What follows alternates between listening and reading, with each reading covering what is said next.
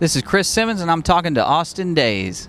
Hey Chris, how you doing? I'm great. What you doing here today with Leon Russell? Well, I'm going to be playing guitar in the Leon Russell Band.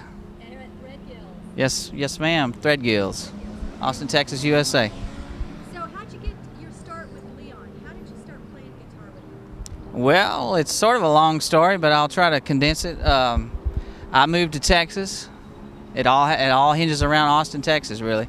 I moved out here, started a band, went through 10 or 11 members, as everybody does. One of my members moved out from Alabama, and he started booking bands when he moved out here. And one of his bands happened to be the Leon Russell Band. And because I know him is the only reason I got the audition with Leon. Surely that's not the only reason. You have to be good enough. Well, that's the reason I passed the audition. But the only reason I got the audition is because of Zach Baker. Everybody around here knows Zach Baker. So what's it like touring with Leon Russell? What's he like as a band member? Well, he's very laid back. He doesn't say too much to you about your playing unless there's something that he thinks could be done better. But other than that, he lets me do my thing. And I've learned a heck of a lot about guitar, about music, about songwriting, and of course just about life in general since I've been with him. It's been about 2.5 years, and he is a fountain of knowledge, musical knowledge.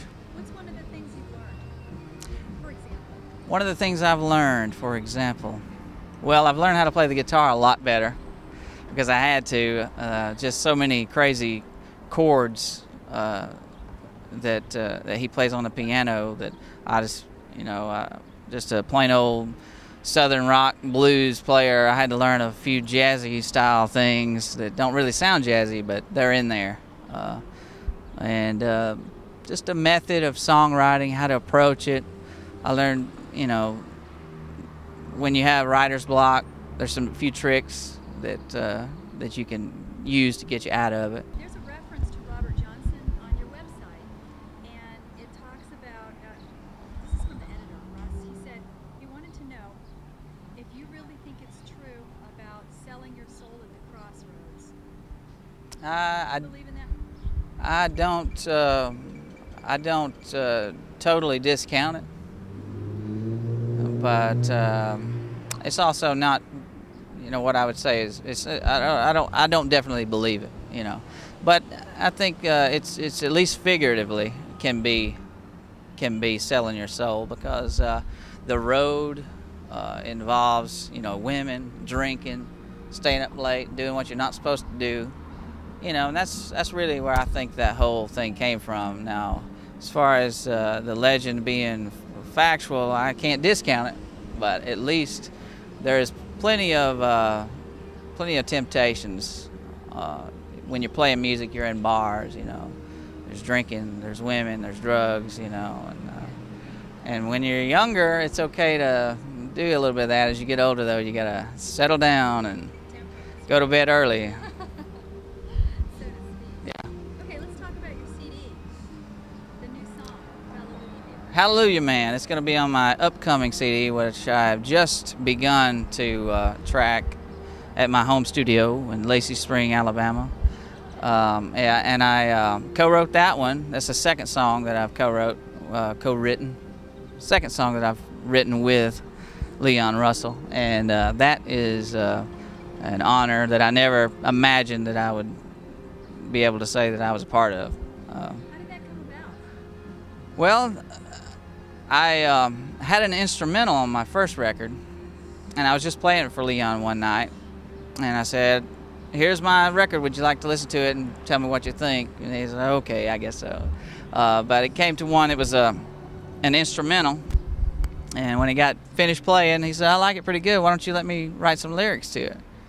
And I said, "Okay, I would love for that to happen." So he wrote out some stuff. The next day, he sang it to me on the bus, and within a week, he had it recorded, his vocals recorded.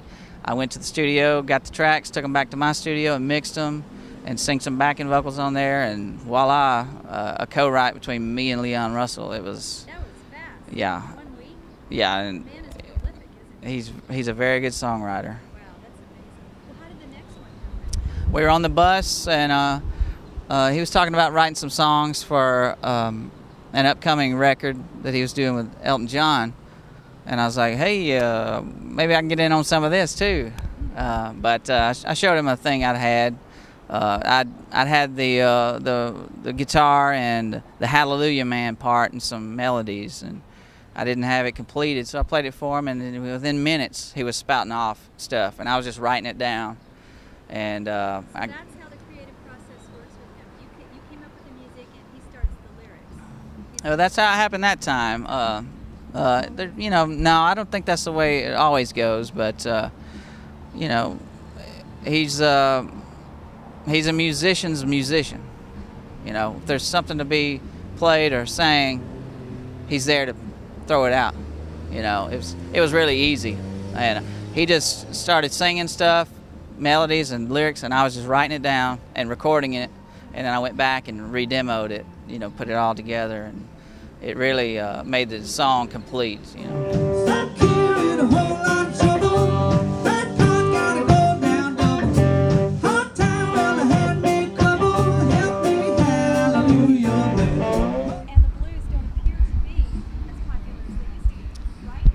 I don't. That's not true. It's not that they're not popular. It's just that on the piece of the pie of what's being sold, Yeah. you know, it's a smaller. Yeah, I think most of your music's being sold on the internet to you know, 12 to 24-year-olds. I don't know demographics. Yeah.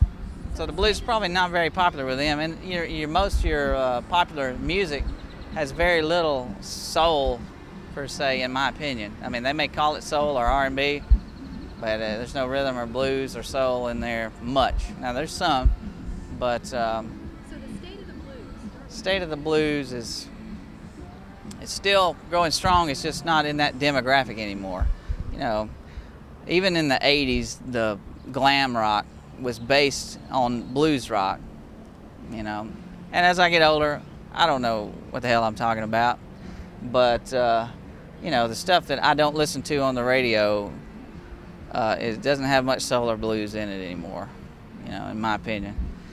And you know, I've decided to, you know, when I lived in Austin, I played rock and roll. I wanted to play modern rock, and it didn't fly here, you know. It's but I enjoyed it. But now I've just decided I want to play blues, and I don't care who likes it. I mean, I've definitely pleased that people buy my record and enjoy my songs, but you know, I look around for small blues record labels, because I know nothing about record labels, so I just slapped a name on my record that I came up with, and I'm the record label, you know. Good for you. You know, so because everything else just seemed kind of like they really couldn't do much more than I can do. I believe in what I'm doing, so I recorded it, I packaged it, I sell it. And that's the state of the blues for me, you know.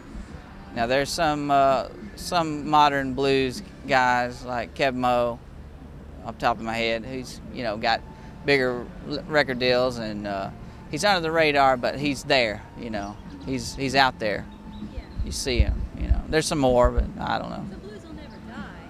No, So many people no enjoy way. it. Yeah, until music quits being played, the blues won't die, because it's the bass. Even if they try to take it all out, it's the bass of what's going on. Okay, cool. Well, I wanted your opinion, and I got it. Thanks, Christine. All